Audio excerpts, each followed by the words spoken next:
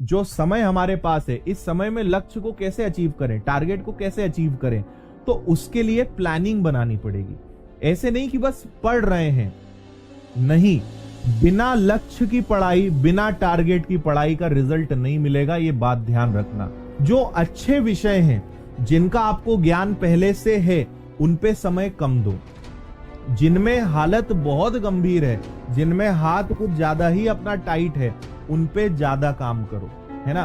कमजोर विषयों पे समय दो और जो अच्छे से आता है उसको कम समय दो, क्योंकि वो तो आता ही है ना। वो तो टेस्ट लगा के, प्रैक्टिस लगा के वो हो जाएगा।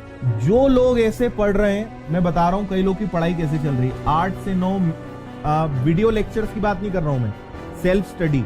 8 से 9 मैथ्स के क्वेश्चन लगाना है, 9 से 10 रीजनिंग लगाना है, 10 से 11 मैनेजमेंट पढ़ना है, 11 उन्होंने बढ़िया 8 विषय का 8 घंटे का अपना शेड्यूल बना लिया और बोलते हैं मेरी तैयारी बेस्ट चल रही है।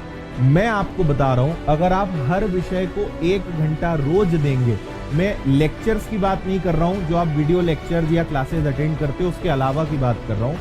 अगर हर विषय को रोज 1 घंटा दोगे, मैं बता रहा हूं 1 साल में भी आपका सिलेबस कंप्लीट नहीं होगा। सिलेबस सारे विषयों को एक साथ पढ़ के कभी कंप्लीट नहीं हो सकता।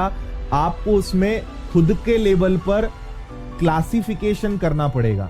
सबसे ज्यादा अगर मेरी नजर में आप देखें तो आप रीजनिंग को जितना जल्दी हो सके खत्म कर दो। रीजनिंग एक ऐसा विषय है जिसमें आपको किसी के लिए इंतजार भी करने की जरूरत नहीं है। आप अपने लेवल पर भी थोड़े थोड़े एफर्ट लगाओगे ना, आधा सिलेबस तो खुद निपटा सकते हो। रीजनिंग जनरली सबसे बन जाती है, सब ठीक ठाक नंबर ले ही आते हैं, गलती न के बराबर होती है। तो मेरी नजर में रीजनिंग सबसे इजी है और रीजनिंग में कंपटीशन है ही नहीं, क्योंकि इसको हर कोई करके आ जाता है। तो आपकी लिस्ट में रीजनिंग एक ऐसा विषय होना चाहिए जिसको खुद के एफर्ट लगा के पहले साइड करो। जैसे अब मैं बता रहा हूं, अब आप बोलोगे सर आप तो और कंफ्यूज कर दिए, हम इतनी क्लासेस अटेंड कर रहे हैं, क्या कर रहे हैं। मैं आपको बता रहा हूं, सुनिए। आप 12 घंटे दिन में पढ़ रहे हैं, 12 घंटे में से मान लीजिए कि आप लगभग 5 से 6 घंटे के तो वीडियो लेक्चर अटेंड करते हो, आप क्लास अटेंड करते हो, चाहे ऑनलाइन पढ़ रहे हो, ऑफलाइन पढ़ रहे हो, जैसे भी पढ़ रहे हो, है ना। अब आपके पास जो 6 घंटे बचे ना, देखो आपने अगर 6 क्लासेस अटेंड करी तो आपने 6 विषय पढ़े, कोई बुरी बात नहीं है, क्योंकि हमें इस विषयों को रोकना नहीं है तो चलेगा, इसमें कोई दिक्कत नहीं है। लेकिन इन 6 घंटे में आप केवल 3 से 4 मेन सब्जेक्ट पर ही काम करोगे।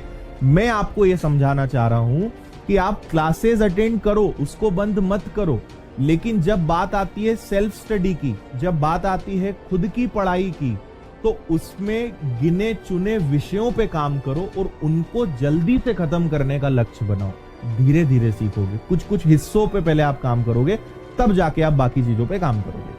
और आने वाले 15-20 दिन, 1 महीने के अंदर आपका टारगेट होना चाहिए कि इनमें से लगभग सब साफ हो जाए। ठीक, फिर इनमें से कोई हटा, अगला नई लिस्ट में जुड़ेगा, फिर उस पे काम करेंगे। कुछ समझ में आ रहा है मैं आपको क्या समझाना चाह रहा हूं, है ना। सारे विषयों पे एक साथ काम नहीं हो पाएगा, इस तरह कोई भी विषय कंप्लीट नहीं हो पाएगा। विषयों की संख्या कम करो और उनको खत्म करने पर काम करो।